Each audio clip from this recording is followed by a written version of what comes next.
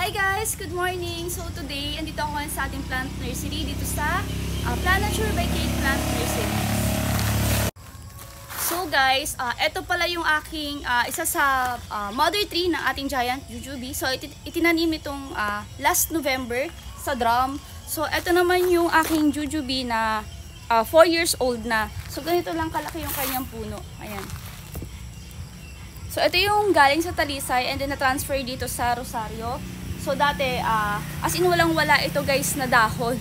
So pinurun siya and after ilang months nagkaroon ulit siya ng dahon and ngayon marami na ulit siyang bunga and bulaklak. So guys, dito ako naka-fruit pick ng pinakamalaki kong giant jujube dito sa naka-drum. So ito kasi alaga siya sa pruning kasi 'di ba, business natin is yung nagbebenta tayo ng mga jujube. So ang ginagawa namin, kinakat namin yung kanyang mga sanga. So dahil doon, nakapag-bear siya ng napakalaking bunga. And some din naman sa ating mga jujube na nandun sa direct to the ground, naka-fruit pick din tayo ng malalaking bunga.